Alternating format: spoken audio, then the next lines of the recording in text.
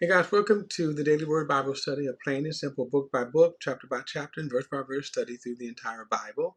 Currently, we are in Ezekiel chapter 27. We're going to, as with a lot of the prophecies, when we think about, I think I mentioned this before, but the prophecies, God begins, when he started prophesying against Israel, then he began to prophesy. Well, let's go back. When you see kind of the typical method that God employs right here. He prophesies against Israel and their sin, but he also prophesies of the nations, the surrounding nations. Okay, and such is the case here. He's spending a lot of time on the city of Tyre, on the nation of Tyre, and Washington nation is actually a city. And it is one of the oldest cities on the planet. It goes way back. Now, you remember I said that there were many great nations, great cities, okay? But unlike the time in which we're dealing with here with Nebuchadnezzar, this was a change in the course of human affairs. So up until this point, you see tribes, nations, large groups of people, empires. So the Assyrian, the Egyptians, these cities such as Tyre, they were great cities, feared cities, but they did not kind of rule the world. They might have ruled some that conquered them, but they did not rule uh, um, the world. Now, when Nebuchadnezzar comes along, he is one of the first world dominating kingdoms. In other words, he rules the world. And then the kingdom after him, the Medes and the Persians, rules the world. The Roman Empire rules the world. Okay, and then the last of the kingdom is which would be in the end time, to prophet the end times, where the beast will rule the world. Okay, now Tyre is a city that's situated about a little. It's north of Jerusalem, north of Israel, and it's a coastal city. Like today, it would be like modern Lebanon. Okay, so again, there's a lot of history with this city here. And another interesting thing, Jezebel came from this region, more of Sidon. So it's kind of another interesting thing here. So, but here you're going to see God is going to judge them. God is going to um, pronounce His judgment on Tyre as he did with the surrounding cities. All right. So verse 1 says, "The word of the Lord came to me. Now, son of man, lament for Tyre. Say to Tyre, who is located at the entrance of the sea, merchant of the peoples to many coasts and inlands. This is what the Lord God says. Tyre, you declare, I am perfect in beauty." Now, it's kind of interesting because this prophecy is dealing with Tyre as a city in their pride. Then you're going to see in the next chapter the ruler, because you can see where the city gets it from, the ruler and his pride. And then you're also going to see the spiritual father, or the spiritual ruler behind. We're going to get into that, which is, of course, Lucifer, Satan. So he says, Tyre, you declared, I am perfect in beauty. Your realm was the heart of the sea. Your builders perfected your beauty. They constructed all of your plankings with pine, trees, and sinear. They took the cedars from Lebanon to make a mast for you. Let me just go on. As we see, one of the things about prophecy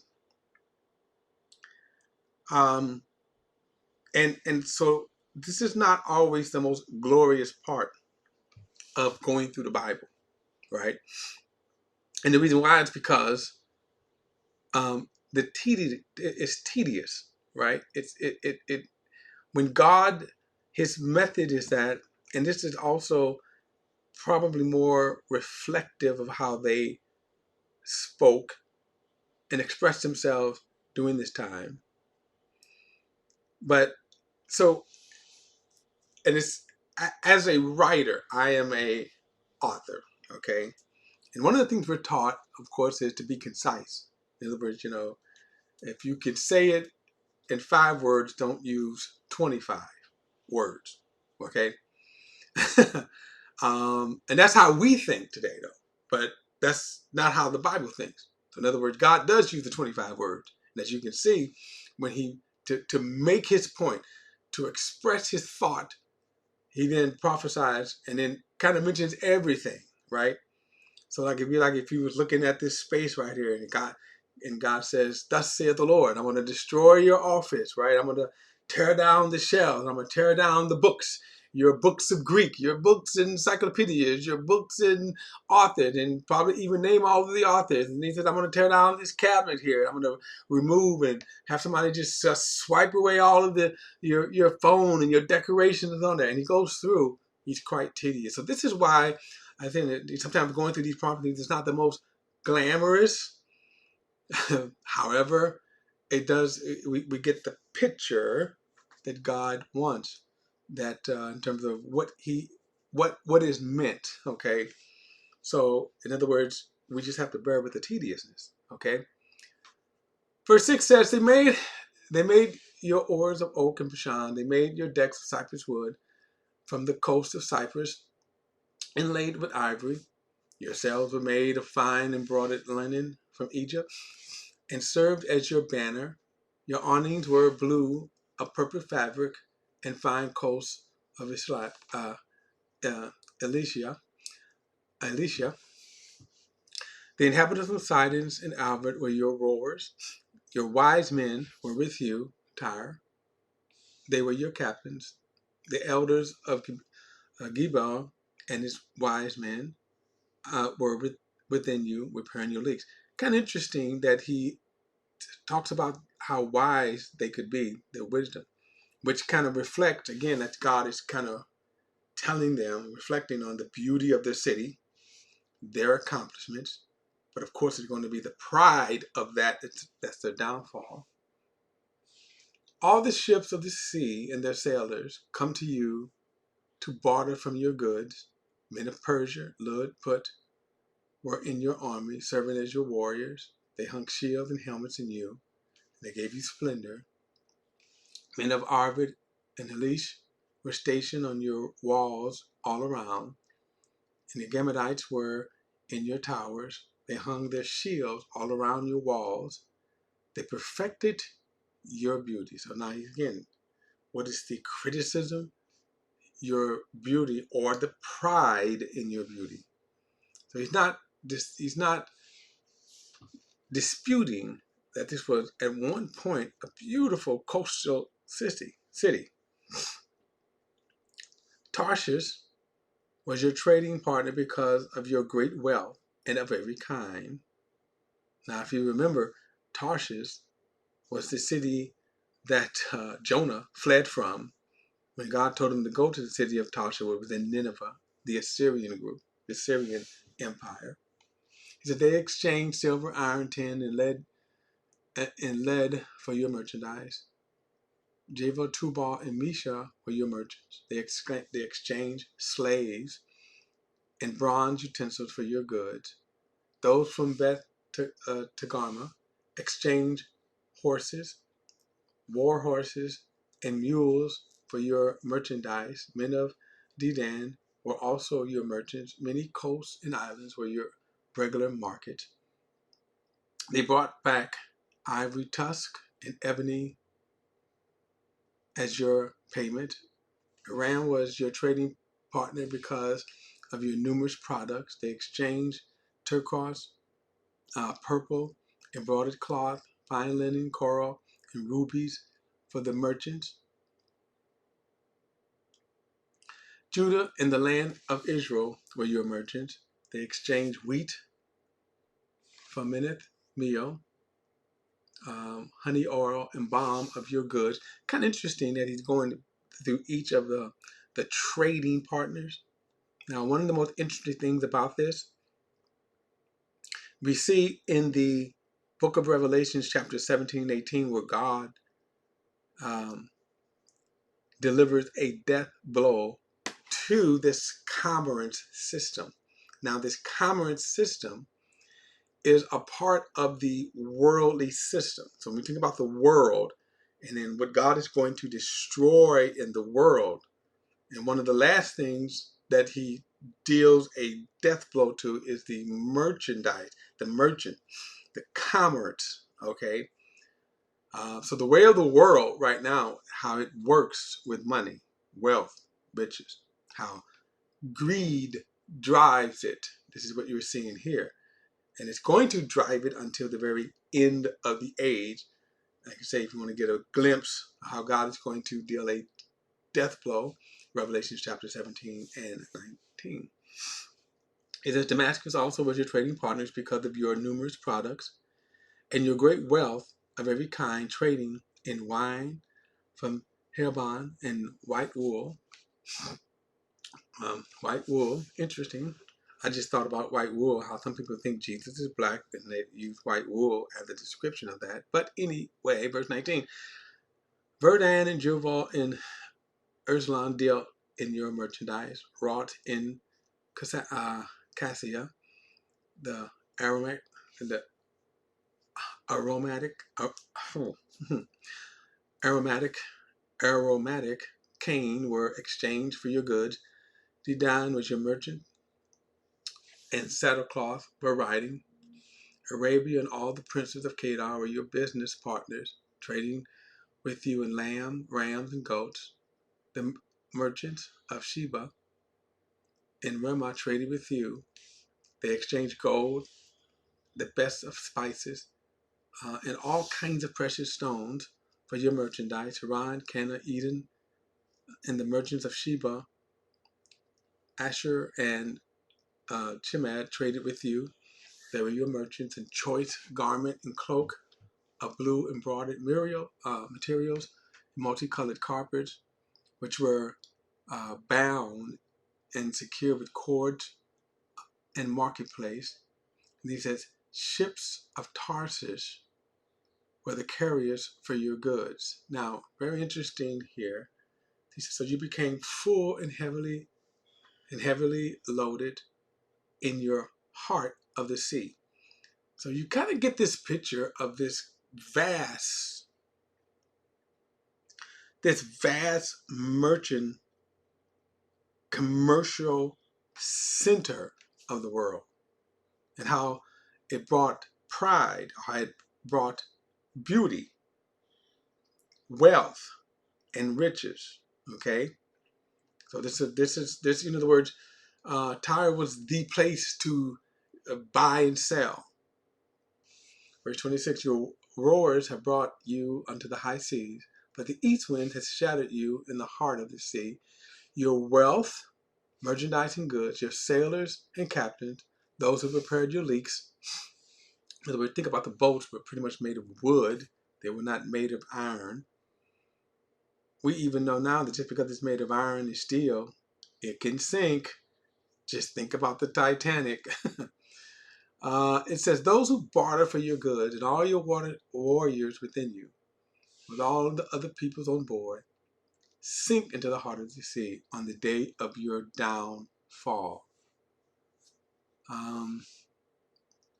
I would say this to kind of imagine a good picture of the Titanic, of the pride. You know, one of the things about the Titanic, remember, it was one of the most glorious ships, unsinkable, they said, and then the pride is why it fell. Verse 28, the countryside shakes at the sound of your sailors' cry. All those who handle the oar disembark from their ships, the sailors and all the captains of the sea. stand on the shore. They raise their voices over you and cry bitterly. They throw dust on their heads. They roll in ashes. They shave their heads because of you, and warp and wrap themselves in sackcloth. They weep over you with deep anguish and bitter mourning. In their railing, they lament for you, mourning over you. Who was like Tyre? Silent in the middle of the sea. Now, you're going to see, again, I would encourage you to read Revelations chapter 17 and 18. It echoes this same sentiment, how that this great city, this great commerce, how that it can be destroyed in just a single hour. And then you see the people wailing. Now, why are they wailing? Well, we can even come to one of our modern times. Just think every time we have a crash, a stock market crash.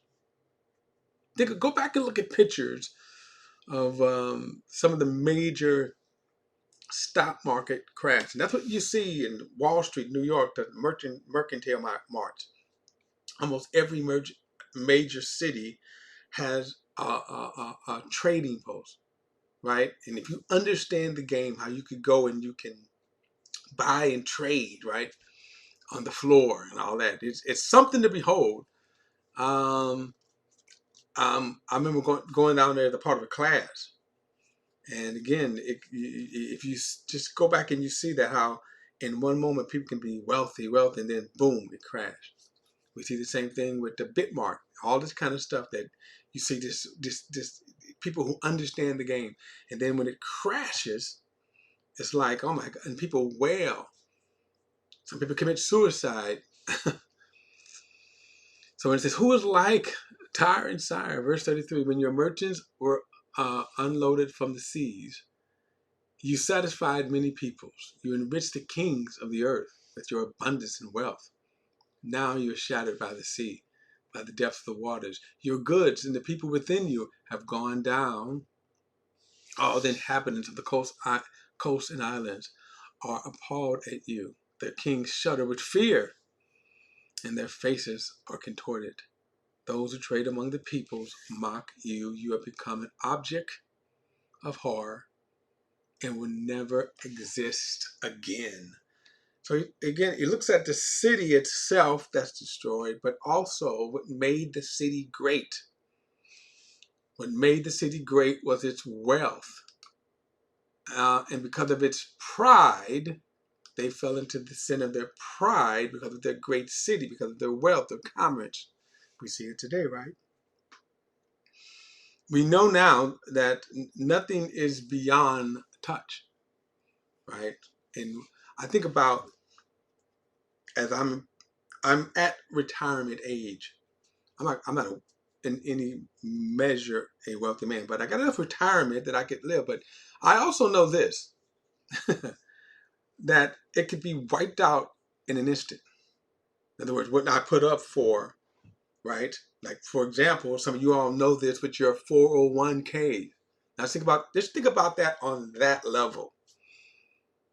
And you think about sometimes how the stock market in one swoop can take that away. In one swoop, the stock market, boom, gone. Your 401k gone or diminished, okay? So that's kind of the world we're talking about.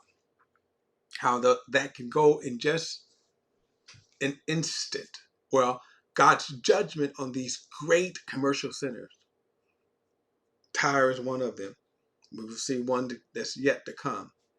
And just God just, boom, deals a death blow to it. And one of the things is pride. People are astonished. How could this great city fall? Right? Well, they fall because they fail to see God's sovereignty. All right, guys, don't forget to like and share this video and subscribe to BP, the Bible Perspective. And as always, if you have a thought or comment, add it to the comment section below. All comments are welcome. I'll see you in the next study.